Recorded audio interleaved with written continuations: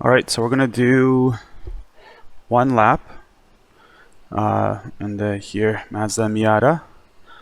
Great car if anybody's ever looking for a fun, fast feeling car. This is definitely the one. But just a quick synopsis. So just doing a single screen.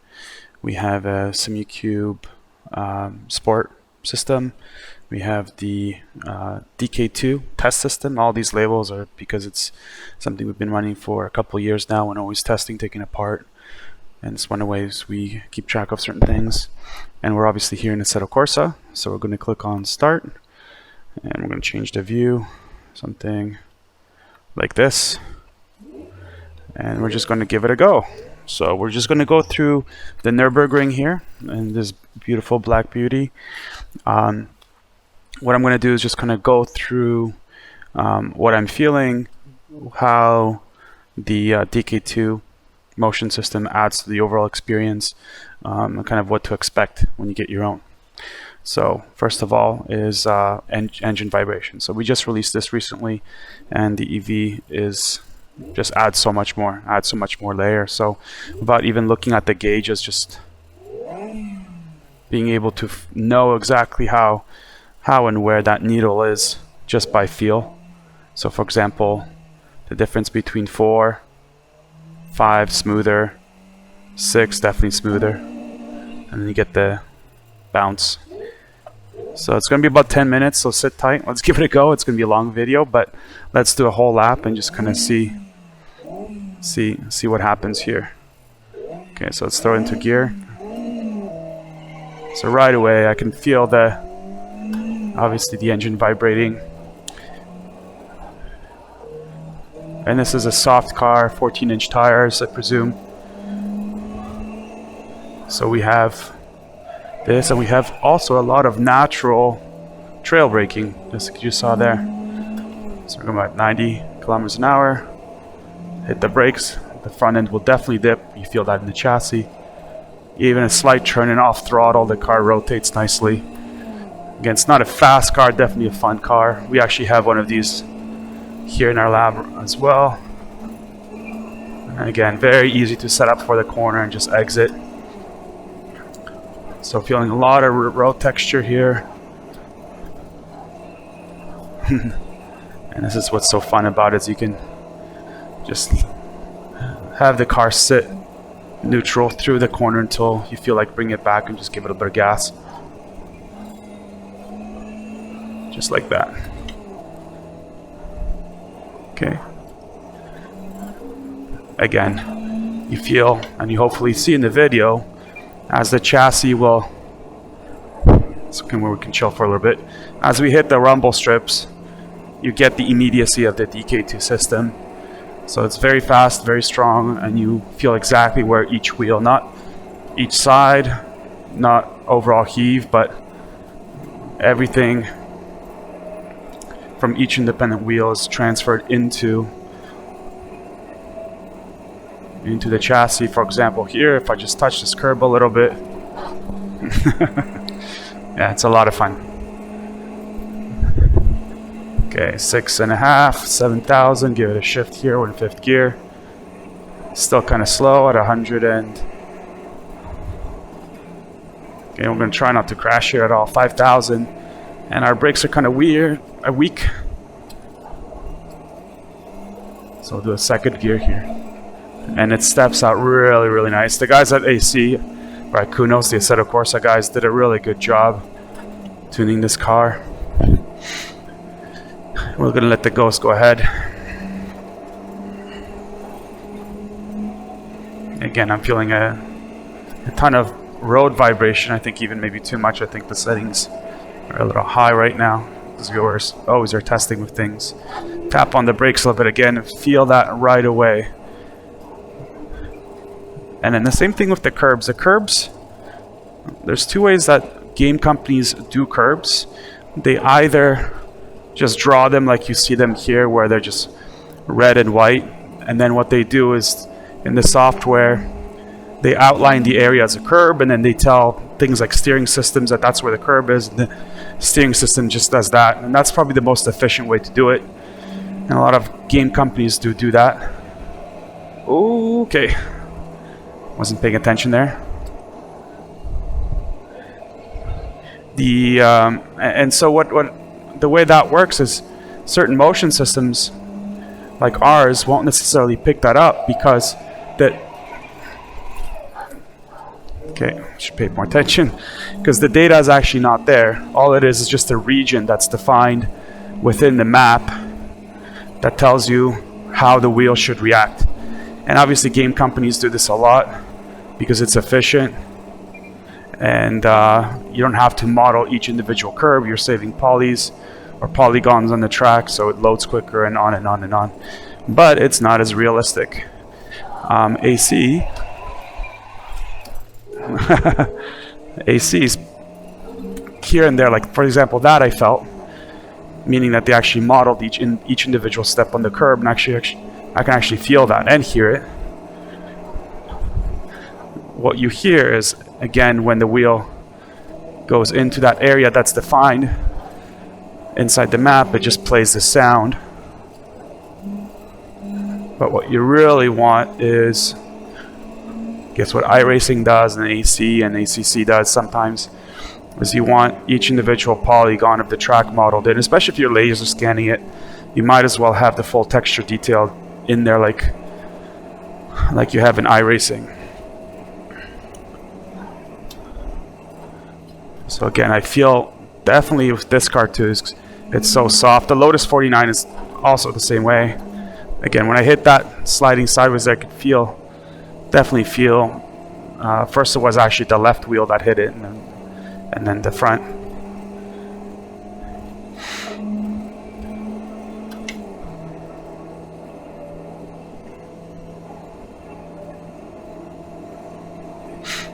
And then because of our environment layer, what I am also feeling, again, it's all adjustable, but what I am feeling is going up and down through these undulations or these dips and hills. Definitely feel that. Try touching right there. You can see as the wheel steps off the track, you really feel that. And also in AC, the edge from the road to the grass is quite sharp, and I'm pretty sure they do that on purpose, so you can feel it if you have like a controller or something like that. But in our motion system, you really feel that as the wheel steps off, because it's quite aggressive. And again, we try not to, well, we don't, but we try not to add any effects or fake anything like some other companies do. And so when you deal with the actual data, it's it's giggle, right? It's GIGO, garbage in, garbage out. So if there's garbage within the map, and again, I mean that politely, then that's what we're going to show. AC is definitely one of our favorite titles just because of the open source nature of it and the stuff that you can do within it, as is iRacing for its detail. ACC, Dirt 2 is also one of our favorites. BeamNG definitely. And BeamNG is one of those software titles that also models everything within the scene. Everything's got its own polygon, everything as it should be. There's very little effects or artificial things within the scene or within the vehicle, especially. I keep forgetting how underpowered this car is. Keeping it in fourth gear. So again, here I definitely feel the sway of the vehicle, as you see there. And if you've ever drifted a car with rather sidewalls on the tires and the soft suspension, you definitely feel this in the chassis, especially at speed when it loads up, because it's so soft that with any kind of high speed it definitely loads up and it wants to release. And you've seen that a couple times already. So just even the brakes here, you can, oh, and that kind of hurt. And I definitely feel that. So as I'm transitioning between these rumble strips, I really feel that. It's almost like as I'm on the track, I can feel the locations of the rumbles as I'm crossing them over. Okay. It's one of the more fun sections right here. Again, jump on the curbs. Visually, you almost don't see it, but you definitely feel that with the DK2. You do get a very aggressive jolt. This is a fun little drop if you're going fast enough. Let's see if we are. No, not going fast enough. But that's a very fun drop with a fast car. You almost slam down like on a rally course, and then you get a lot of grip as you make that right-hand turn. So again, I'm feeling a lot of changes in the track. As the wheels are hitting the curbs, I feel all that. The EV, I know roughly as EV meaning the engine vibration, as it gets to the top of the RPM band, I can definitely hear it smooth out. And all our layers are always a work in progress, so we take suggestions and we're always improving and adding different features. There too, you probably saw the chassis lift a little bit. Here's the second carousel, and definitely a lot more road texture there as we're going over the concrete slabs that kind of form the inside of that bowl. And this is the long straight, so this is going to get boring once again. Going to complete our 10-minute lap of the Nurburgring in a very fun Miata. Maybe we'll do another lap. Let's see how it goes. You can see the ghost is way ahead. That's the AI ghost, so we're not even going to try to chase it.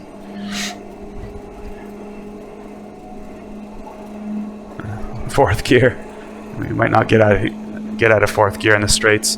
We are going 170 kilometers an hour, or 107 miles per hour. Again, definitely feeling all these changes. So definitely the Assetto Corsa Kuno's guys modeled in all the variations on this flat course. We're not just going straight. Again, it's kind of hard to show in the video, but it's exactly what I'm feeling right now. And then a little that's kind of fun, feeling that little curb there. Then again, the environment layer gives me this dip, and then usually at this speed we can start braking here. Second gear, we can probably drift it a bit here. Definitely here, trail brake. Oh, maybe not. Alright, let's do one more lap since we're on the go.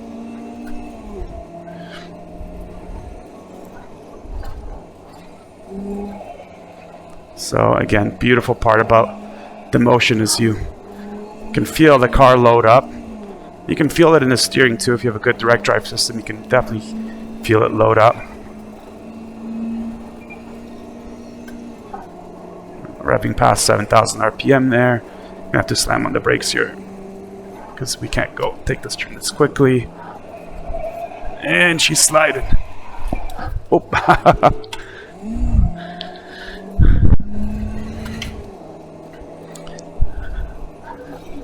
So this car doesn't have enough power to kind of come out of these slides nicely. So you have to kind of gradually, I think, slow down out of them and apply throttle. If you overcorrect, or if the car starts to rotate too much and it's got too much weight loaded up, it is going to snap back like a typical Miata would in the real life as well. We used to race a lot of Mazdas, and they're definitely fun cars. Everything from the 3, that's the Mazda 3, to the RX-7s, RX-8s, and obviously the Miatas are some of the best, most raced, and some of the best sports cars out there. Not powerful, not super rigid, but light, open, small, fun, go-kart-like. Again, this is pretty cool. Just feeling coming over that crest feels good, and just gonna let the rear end slide a little bit out here and slam on the brakes. Chassis dips forward. It's probably a third gear turn, but it's hard to drive and talk. Again, that curve felt really nice, just hitting that. Here you can feel the chassis bend into each one of these turns, shifting right at 7. Feel the car dip into that pocket, and then here we're feeling just a little bit lean, letting us know what the chassis is doing. It's definitely a second gear turn. A little bit of a fun drift. 7 1000 RPM shift.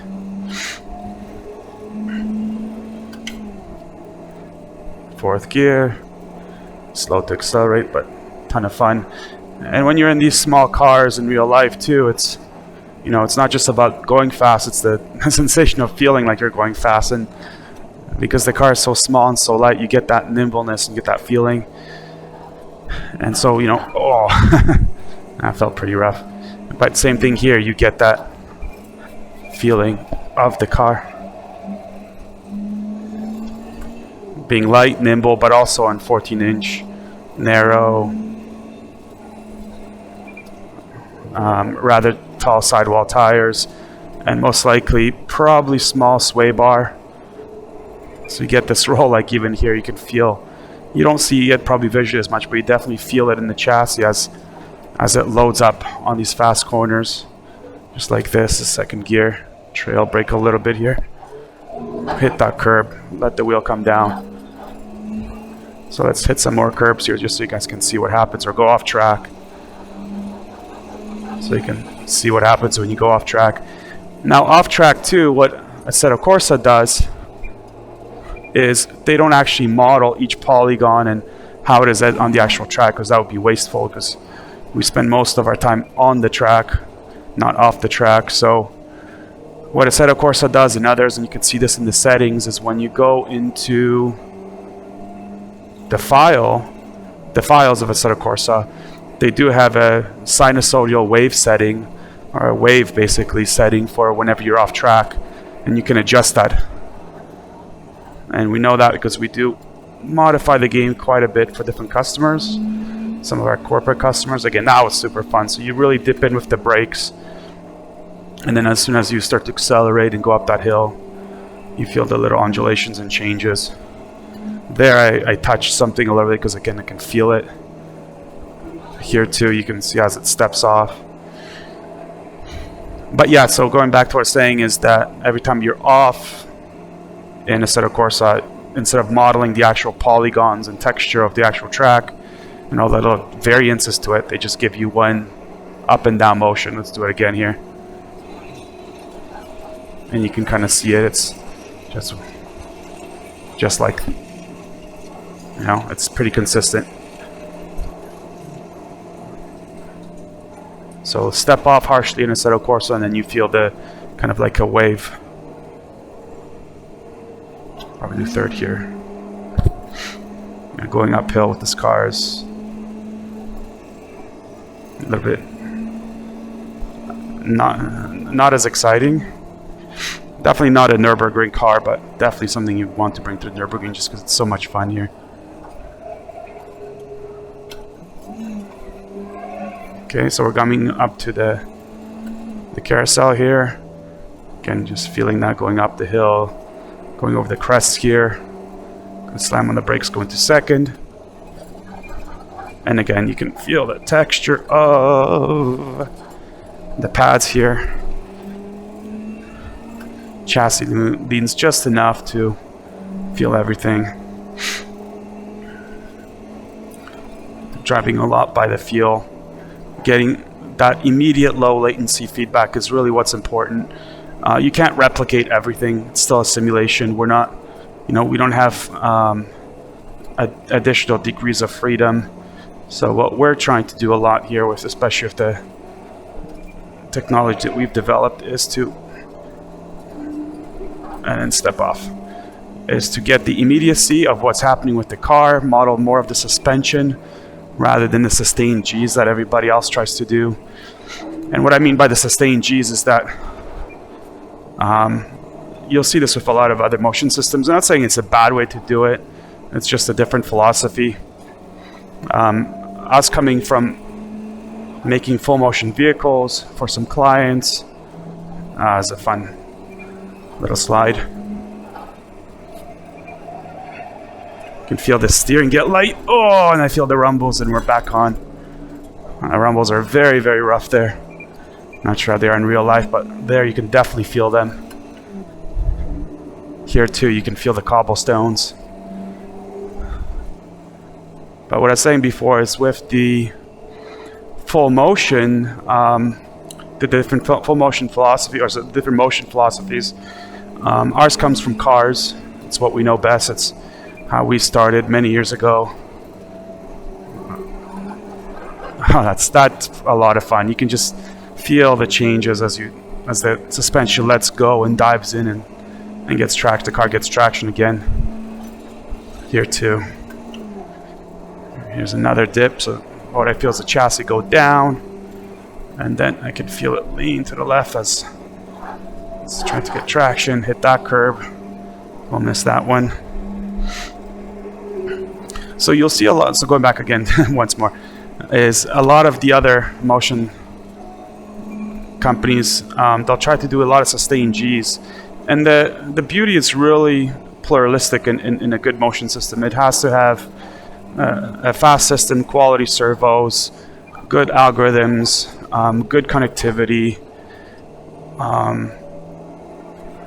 It's a pluralistic problem, like almost any other engineering problem, right? You can't just have fast motors or a lot of stroke and not work on the algorithm, or have a good algorithm, or a good software, a good communication layer, or a good embedded system. So you have to really look at the it's not a problem, but look at the product as a whole and see how to make all the components of the product be the best that they can, so they can best fulfill the purpose. And the purpose is to give you feedback, real-time, immediate feedback from the simulator. And again, we're limited by the simulator. So if the simulator only does 60 hertz, like a lot of Codemaster games, or if it does 360 like iRacing, or if it does 400 like Assetto Corsa or ACC or Race Room, or maybe it's super crazy in a good way like Beam Engine is 2000 kilohertz.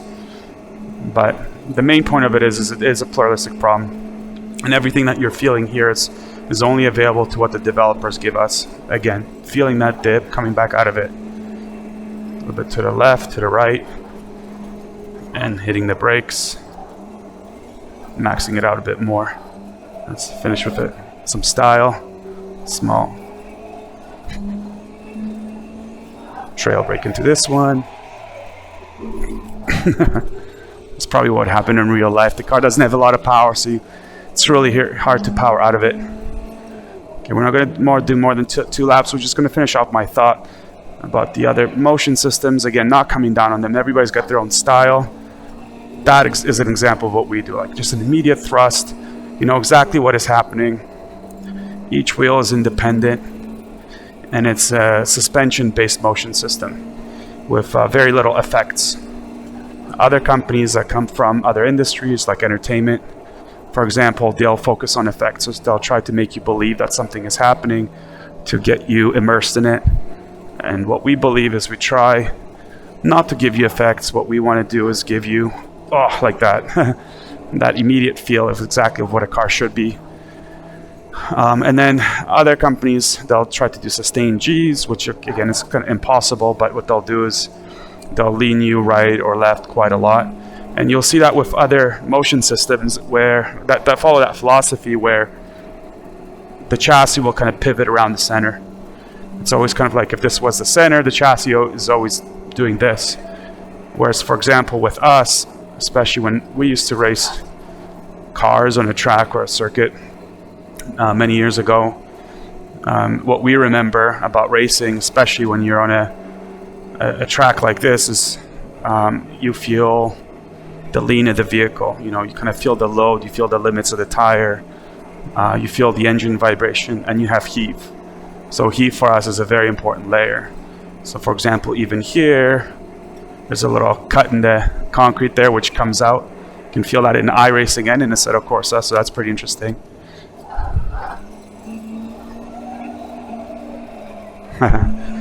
Just a fun car. But heave is very important because it tells you what all four wheels are doing and how much grip do they really have. So if you feel the car get light over a bump or something, so you know you can't hit the brakes fully. If you do, you'll lock up, for example. And here you can feel the vehicle squat, so you know you have more traction.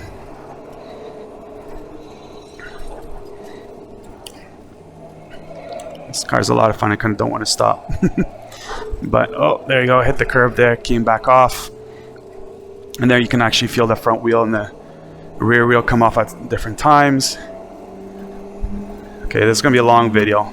Not intentional, but let's just finish this lap. It's just too much fun. These guys, I think Aris from Kunos, one of the key developers who's responsible for the physics engine and everything that's so good about AC, has a Miata.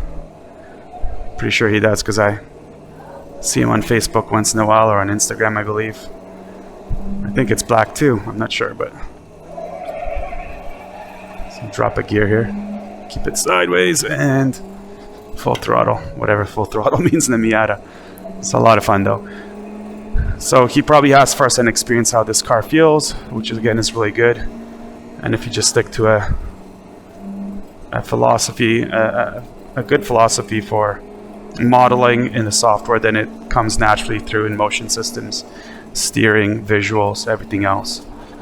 The fundamentals are very important. A bit early there. Being in Miata, you can always correct, almost always. Tires should be nice and warm now. We did a 10-10 last lap. Again, we're not going for speed, we're talking. Every time you talk, you're not going to go as fast. Oh! Close enough. Again, you can feel the car load up in the game with the steering and also with the motion. Soft tires, soft suspension. You get it sideways, it's going to keep loading up, and then it just when it lets go, it's you got to be just ready to catch it. Sometimes you can't. Fun car nonetheless. Hit that curb, hit the brakes here, right about here. Drop the gear. Automatically tail wants to trail brake out. That's cool. And we're not going more than 100 kilometers an hour up this hill so far. 110, 120. Let it rev out a bit more. And then, see, coming over these crests again, what's really cool is you really know what the dynamics of the car is, what the attitude of it is.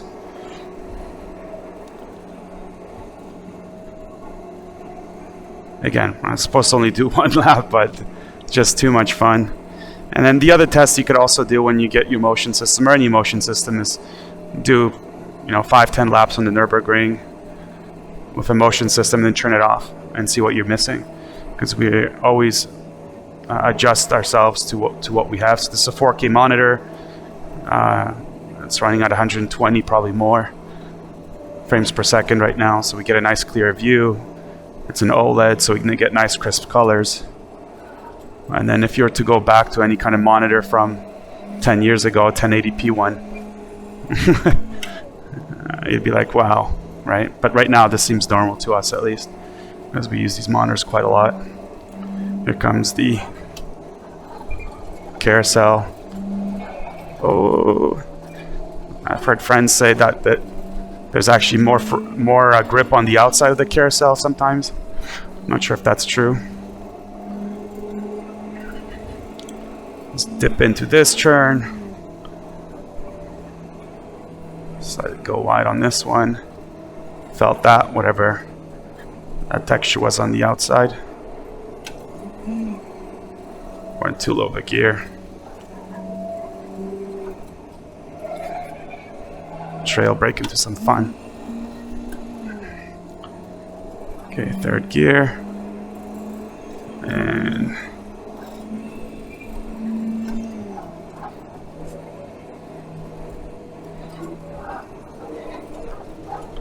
very nice, going over that curb there.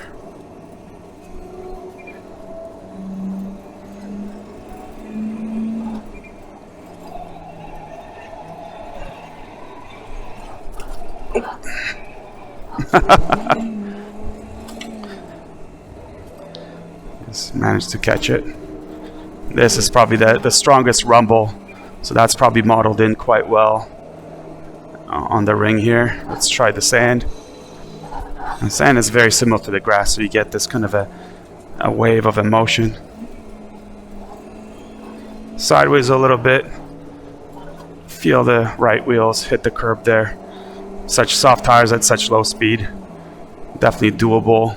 Any faster car that's stiffer, I would not recommend this on this track. Nice dip. Get a lot of traction there. Just pump the brakes a little bit, although probably don't have to. Hit that curb. Come out on the right. Oof, felt the really sharp dip there as we went off the curb onto the grass and back onto the road. Another one here, another one there. A little bit on that. Definitely feel the rumbles there. It's one of those corners that takes a while to get right. A little bit of a slide. There should be a third gear turn. Bit too much brake there. Final little bowl here. Came out a little bit early. It's okay. This is just for fun. Third gear.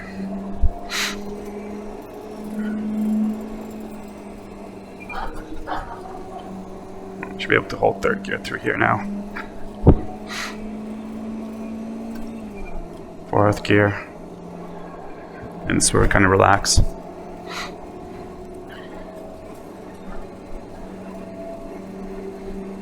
Yeah, so I hope this kind of helps some people. It's going to be a long video. I'll try not to cut it up at all. But this is our DK2 motion system.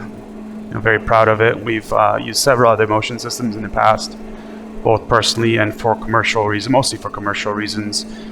We've both built our own as well, everything from go-karts, ATVs, pickup trucks, semi-trucks, motion platforms for vehicles to be loaded onto, things like that. All those systems are quite different, but really what the DK2 for us is an accumulation of all these years of knowledge and testing, trial and error, learning, integrating, and putting it all into what you see there. Oh, forgot about the brakes. It's the second gear drift.